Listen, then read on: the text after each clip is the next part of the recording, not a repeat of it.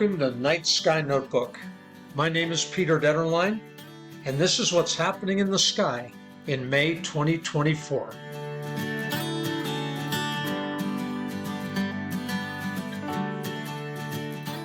We begin the month at third quarter on May 1st. We will also end the month at third quarter on May 30th. The moon will have gone from third quarter all the way through its phases and back to third quarter again. We call that a Synotic Month. New moon is on May 7th, first quarter mid-month on the 15th, and full moon on the 23rd.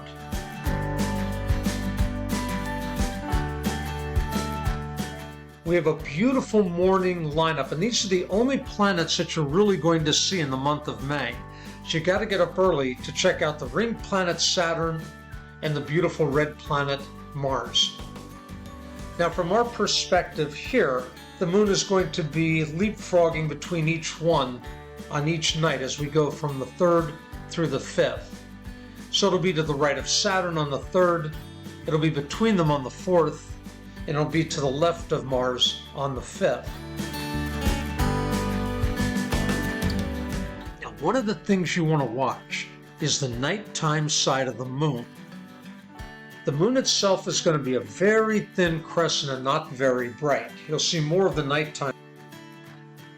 The Earth's phase, as seen from the moon, if you're an astronaut on the moon looking back at the Earth would be almost full. It's going to be the opposite phase that we see on the moon. And because the Earth is going to be so bright, it's going to light up the nighttime side of the moon. We call that Earthshine. If you think about it, you can see your shadow outside when we have a full moon, and that's just lit up by reflection of the moon. It makes sense that on the moon, you're going to be lit up by reflection of the Earth. If you have binoculars, take a look at the nighttime side and you'll be able to see a lot of detail there, just being lit up by the reflection of the Earth's light. On May 5th, also look for lots of meteors in the morning sky, because that's the time for the Aquarid meteor shower. And let's take a look at that next. The Aquarid is a decent meteor shower, 15 to 20 meteors at the peak, which is the morning of May the 5th. When you see these meteors, they are actually leftover pieces of Halley's Comet. Remember that comets are big, icy, dirty snowballs, and as they melt, some of that debris is melted off with them, leaving a trail of breadcrumbs across the sky. When the Earth intercepts those breadcrumbs on May 5th, we get hit with those pieces of Halley's Comet. So even though Halley's Comet will not be back in our sky till 2061, you can still enjoy seeing pieces of it hit the atmosphere on May 5th every year. Check it out. The moon is going to be a thin crescent, as we said before. It's not going to be a problem. Get out there and enjoy those meteors. May 23rd is a really cool event. You saw the eclipse when we had the moon pass in front of the sun back on April 8th. This month, the moon is going to get very close to the very bright star Antares. Antares is a red supergiant and rather bright. Binoculars will give you a spectacular view.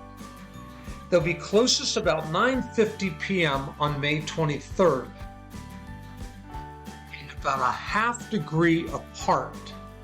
Now, if you would hold your little pinky out at arm's length, the width of your pinky finger is about 1. So it's going to be about half of that. That's how close it will get. If you were in Florida or Georgia or North Carolina, someplace further south in the US, you would actually be able to see Antares skirt across the moon or go behind it. We don't call that an eclipse, however. That's called an occultation. We won't have that here, but it really will be close and still beautiful to see. Check that out.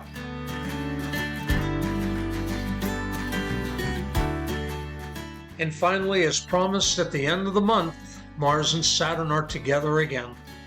5 o'clock in the morning, you'll be able to see them in the southeastern sky. Check it out.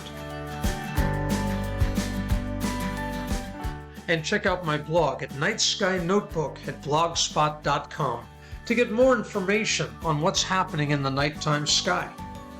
And until next month, keep looking up.